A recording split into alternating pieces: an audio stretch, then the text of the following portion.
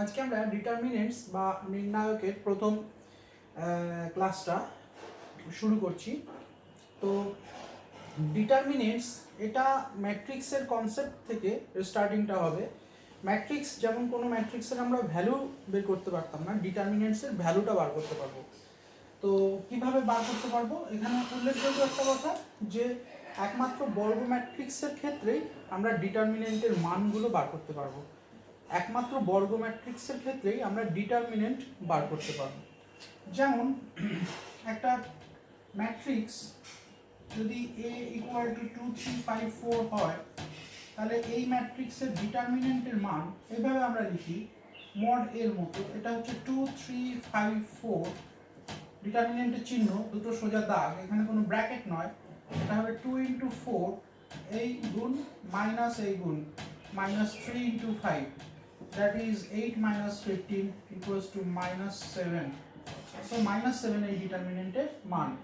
ডিটারমিনেন্টকে generally আমরা delta বা D দিয়ে লিখে থাকি, ডেল্টা বা ডি দিয়ে লিখে থাকি।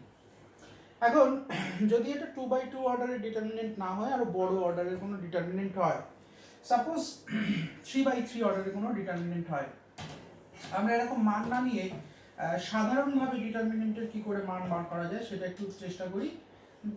Delta equal to a11 a12 a13 a21 a22 a23 a31 a32 a33 এই ডিটারমিনেন্ট দেওয়া আছে। এলিমেন্টগুলোকে আমরা এর আগে ম্যাট্রিক্সে এইরকমভাবে রিপ্রেজেন্ট করেছি, সুতরাং এলিমেন্টগুলোকে নিয়ে আমাদের নতুন করে ভাবনা চিন্তার কিছু নেই। সাফিক্সগুলো রিপ্রেজেন্ট করে সে কত নম্বর রো এবং কত নম্বর কলামে আছে। স্বাভাবিকভাবেই এখানেও রো কলামের কনসেপ্ট কাজ করছে, 3টে রো আর 3টে কলাম রয়েছে। 3/3 অর্ডারের এটা একটা ডিটারমিনেন্ট, থার্ড অর্ডার, অ্যাকচুয়ালি বলতে হয় থার্ড অর্ডারের ডিটারমিনেন্ট। ম্যাট্রিক্সের ক্ষেত্রে 3/3 অর্ডারের ম্যাট্রিক্স আর ডিটারমিনেন্ট থার্ড অর্ডারের ডিটারমিনেন্ট। তাহলে এইটার মান কি করে নির্ণয় করা যায়? খুব মজার ব্যাপার, যে কোনো একটা রোকে ধরে নিয়েই বা যে কোনো একটা কলামকে ধরে নিয়েই আমরা এই এক্সপ্যানশনটা বা মানটা বার করতে পারি। স্টার্ট করি ফ্রম ফার্স্ট রো, এটাই ধরে যে কোনো একটা রো, তাহলে আমরা ফার্স্ট রোটা নিয়েই কাজ করি a11। এবার a11 যে রো আর যে কলামে আছে সেটা বাদ দিয়ে দেবো, বাদ দিয়ে পড়ে থাকবে a22 a23 a32 a33। এরপর প্লাস মাইনাস অল্টারনেট করে আসে। কেন প্লাস মাইনাস অল্টারনেট করে আসে সেটা পরে জানাবো। a12 তাহলে পরে থাকবে a21 a23 a31 a33 এবং ফাইনালি a13 পরে থাকবে a21 a22 a31 a32। এবার এটাকে এর প্রথম যে ডিটারমিনেন্ট ভাঙাতে গিয়েছিলাম সেরকম ভাবে left hand top left most corner থেকে এরকম গুণ হবে মাইনাস এটা, that means a11 a22 a33 minus a11 a23 a32 minus a12 a21 a33 plus a12 a23 a31 plus a13 a21 a32 minus a13 a22 a31। তো এইভাবে আমরা যে কোনো ডিটারমিনেন্টকে বিস্তার করতে পারি বা তার মান নির্ণয় করতে পারি। তো এই যে এটা আমরা ফার্স্ট রো ধরে করেছি, আমরা সেকেন্ড রো ধরেও এক্সপ্যান্ড করতে পারি, থার্ড রো ধরেও এক্সপ্যান্ড করতে পারি, বা first column second column third column যে কোনো একটাকে ধরে এক্সপ্যান্ড করতে পারি। ডিটারমিনেন্টের মান সবসময় একই আসবে। এখন যেখান থেকে স্টার্টিং হোক, যদি এখান থেকে স্টার্টিং হয় প্লাস দিয়ে শুরু হবে, এখান থেকে স্টার্টিং হলে মাইনাস দিয়ে, এখান থেকে আবার প্লাস, এই যে প্লাস মাইনাস অল্টারনেট করে আসছে, প্লাস মাইনাস প্লাস। যদি এখান থেকে স্টার্ট করি তাহলে কিন্তু প্লাসের পর মাইনাস, তাহলে মাইনাস প্লাস মাইনাস। আবার এখান থেকে স্টার্ট করলে প্লাস মাইনাস প্লাস, তাহলে প্লাস মাইনাস প্লাস, এইভাবে অল্টারনেটিভলি চিহ্নগুলো আমরা বের করতে পারবো। তো এইভাবে আমরা ডিটারমিনেন্টের মান বের করার যে নিয়মটা সেটা শিখলাম। আর একটা নিয়ম আছে যে নিয়মটাকে সারাস পদ্ধতি বলা হয়। সারাস পদ্ধতিতে ডিটারমিনেন্টের মান বের করা যাবে সারাস পদ্ধতি, SARRUS, সারাস। এই পদ্ধতিতে কি করা হবে না, পুরো যে ডিটারমিনেন্টটা A11 A12 A13 A21 A22 A23 A31 A32 A33 লেখা হয়েছে, আবার প্রথম দুটোকে আবার লিখবো A11 A21 A31 A12 A22 A32। এইভাবে লেখার পর আমরা যদি এখান থেকে স্টার্ট করি,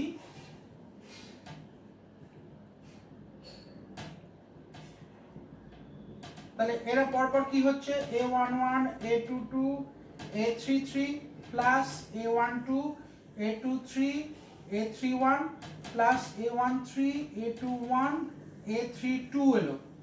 নেক্সট আমরা এইখান থেকে স্টার্ট করব,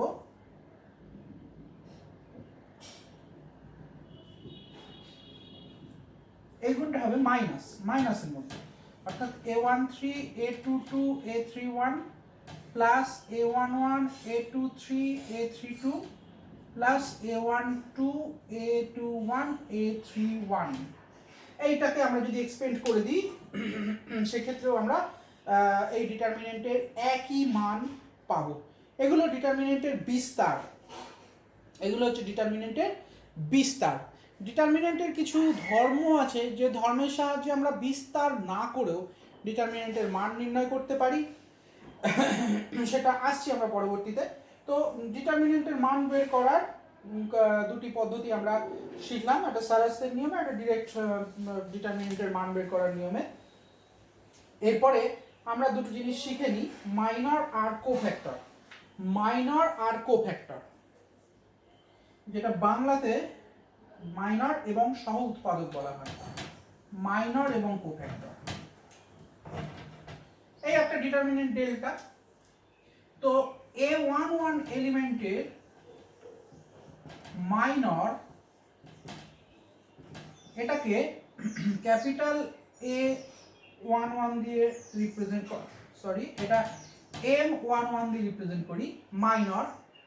এটা হলো A11 যে রো যে কলামে আছে সেটা বাদ দিয়ে বাকি অংশটা পড়ে থাকবে, অর্থাৎ A22 A23 A32 A33। কেমন? This is the minor. আচ্ছা, তাহলে মাইনর M23 এটা কত হবে? M23 এখানটা A23, তার মাইনর হচ্ছে M23, A23 মাইনর M23, তাহলে পড়ে আসছে A11 A12 A31 A32। আবার M33 এটা হলো A11 A12 A21 A22, that is the minor of A33। এখানটায় চিহ্নের কোনো গুরুত্ব নেই, কিন্তু নেক্সট আমরা যেটা যাচ্ছি সেটা হচ্ছে কোফ্যাক্টর, সেখানে চিহ্নটা কিন্তু ইম্পর্টেন্ট। মাইনরের ক্ষেত্রে চিহ্নটা ইম্পর্টেন্ট নয়, কোফ্যাক্টর বা সহ উৎপাদকের ক্ষেত্রে চিহ্নটা গুরুত্বপূর্ণ। কোফ্যাক্টর, কোফ্যাক্টর হচ্ছে A11 এর কোফ্যাক্টর, এটাকে ক্যাপিটাল A11 দিয়ে রিপ্রেজেন্ট করা হয়। এটা এক নম্বর কলামে আছে, তাহলে -1 টু দি পাওয়ার 1 প্লাস 1, তার সঙ্গে মাইনরটা গুণ হবে, তাহলে এই হচ্ছে চিহ্ন। তাহলে A23 অর্থাৎ স্মল a23 এই এলিমেন্টের কোফ্যাক্টর, তাহলে তার চিহ্নটা কিভাবে নির্ধারণ হবে? সে কত নম্বর রো কত নম্বর কলামে আছে, 2 number row 3 number column, that is 2 plus 3 M23। So মাইনরটা আসছে, তার সঙ্গে চিহ্নটা A33, তাহলে তার চিহ্ন -1 to the power 3 plus 3 M33, that is a cofactor. আচ্ছা, এখানে পরিষ্কারভাবে বোঝা যাচ্ছে যে এই সাফিক্স গুলোকে যোগ করে -1 এর পাওয়ার করলে আমরা চিহ্নটা পাচ্ছি। তাহলে এবার পরিষ্কার বোঝা যাচ্ছে কেন এখানে প্লাস এখানে মাইনাস হয়েছিল। 1 plus 1 2 -1 to the power 2 positive, 1 plus 2 3 -1 to the power 3 negative, তাহলে এটা নেগেটিভ, আবার পজিটিভ, আবার নেগেটিভ, আবার পজিটিভ, আবার নেগেটিভ পজিটিভ নেগেটিভ পজিটিভ। তো এই কোফ্যাক্টরের কারণে এই ডিটারমিনেন্ট যখন আমরা মান বের করেছিলাম তখন চিহ্নটা অল্টারনেট হচ্ছিল। তাহলে সেই জায়গাটা আসছি পরে, একটু পরে। তাহলে মাইনর আর cofactor, is that clear? Minor হচ্ছে সিম্পল, যে এলিমেন্টটার মাইনর বার করতে চাইছি সেই এলিমেন্টটা যে রো কলামে আছে সেটা বাদ চলে গিয়ে বাকি ডিটারমিনেন্টটার মানটা বার করলে মাইনর পেয়ে যাব। আর কোফ্যাক্টরটা হচ্ছে না সে কোন এই পজিশনে আছে, -1 to the power row plus column, number of row plus number of column into the minor, that is the cofactor. Okay, তো এই হচ্ছে মাইনর আর কোফ্যাক্টর বের করার রুল। আচ্ছা, এবার খুব সিম্পল এই জায়গাটা থেকে আমরা ডিটারমিনেন্টের মানটা কি করে বেরোয় with the help of cofactor সেইটা জাস্ট দেখিয়ে দিয়ে আজকের মতো শেষ করব। পরের ক্লাসটাতে আমি ডিটারমিনেন্টের ধর্মাবলী সম্পর্কে জানাবো। তাহলে A11 এর সঙ্গে কারা ছিল? এই ডিটারমিনেন্টটুকু, অর্থাৎ ক্যাপিটাল A11। A22 এর সঙ্গে কারা ছিল? A22 বাদ দিয়ে যেটুকু মাইনর হচ্ছিল সেইটুকু, এখানে মাইনাস ছিল আগে, সেই মাইনাসটা ওই মাইনরের সঙ্গে যোগ হলে কোফ্যাক্টর,